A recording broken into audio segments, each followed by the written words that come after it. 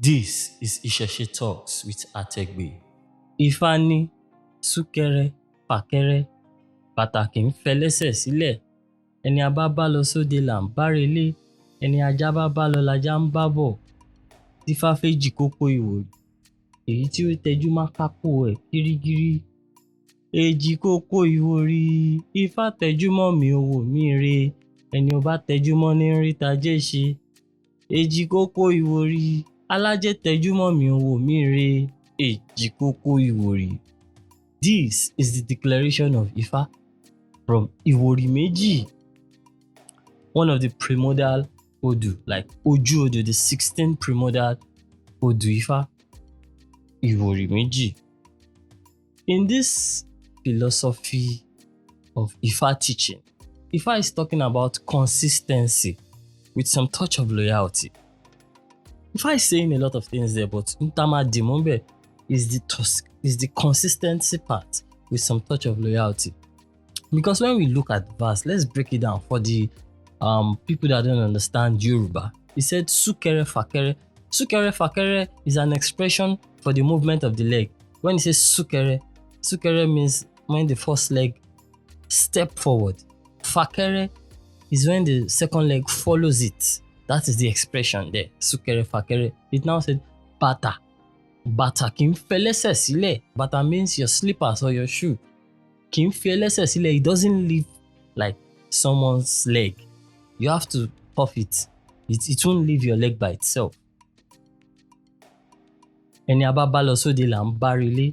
Wherever we join together to go for a party or a picnic, it's the same people we used to follow back home. The majority of the people are always doing this because it's always when you go to the party together, it's always nice to come back home, so you won't lose the vibe and you can reflect on everything that, happened at the party. It now said, Ẹni ajá bá bá lọ lajá ń bá bọ̀. Whoever the dog follows is the same person the dog comes back with. A dog cannot follow this person out and choose to come back home with another person. No, the dog is a very loyal animal. It does not operate like that. So, you see all this Oluwo, the philosophy behind it is talking about consistency with some touch of loyalty into our life as Olorisha. You see, when we look at the world we live in today, if all this organization where all of us work in, like financial institution, all the organization where they hire people to work so we can make money, if all this organization require some certain qualities before you can be appointed to a very high post that would make you make a lot of money, and some of these qualities they require, consistency is part of it, loyalty to the company is part of it. If they require this thing before they can appoint you to a prominent position in the company, what makes you think that the Orisha we are devoted to doesn't require it from you as well as a devotee before they give their listening ear to whatever your heart desire is as you walk through your path in Eleaye? How are you so sure the Orisha does not want that quality from you too?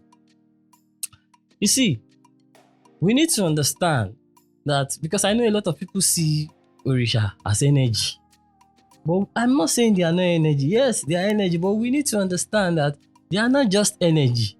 They existed as human beings like us. They were just extraordinary human beings, but they did exist in Eleaye. The Yoruba cosmology, like the Yoruba people. Don't let me say the Yoruba cosmology. Let me just say the Yoruba, according to the Yoruba belief, we believe that the Orisha, they existed. They existed in Eleaye, but they just existed as an extraordinary being. So everything we are doing today, they have laid the foundation. So if they laid the foundation of everything we believe in today and how we operate today, why do you think that they would not require consistency from their devotee? They require it too. They require consistency with some touch of loyalty from their devotee. You see, consistency doesn't just have to do with having a successful career and bringing your ambition into reality. No, it also applies to your spiritual life. Because if you have a consistent communication and behavior with your Orisha, it improves your relationship with your Orisha, and it puts them in a position where they give listening ears. Like they open their ear to listen to whatever it is that you want to say to them.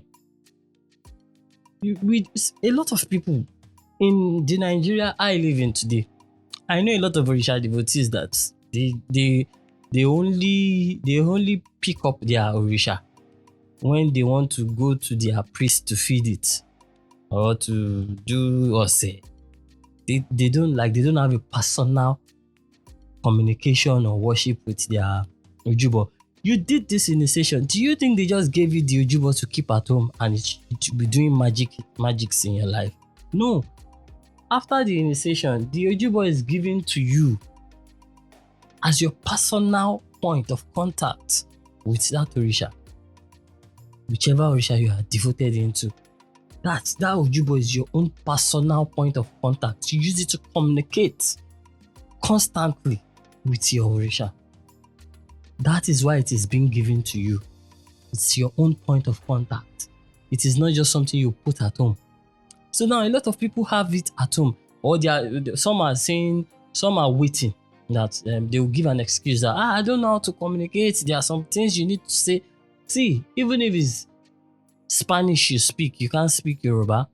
Whichever language you can speak, use it to communicate with your personal Orisha icon at home. It is not really about you knowing how to say the right things or the right words or the right incantation. It is your heart. It is the thought behind what you are doing that matters. The thought, the purpose at which you are using the purpose why, like the main purpose why you are doing it. That is what matters. It is not the type of word you use we are talking of a personal thing, like your personal relationship. You are building a personal relationship and look at it now. When we talk about relationship,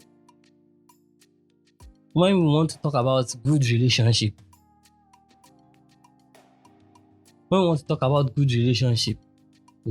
people would say a good relationship is sitting down on a foundation of good communication, and the communication must be consistent, and there must be loyalty as well, so the relationship can work well.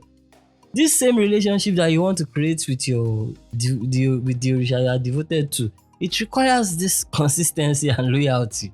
It requires it, because if you don't consistently communicate with the Orisha you are devoted to, it's a bad thing.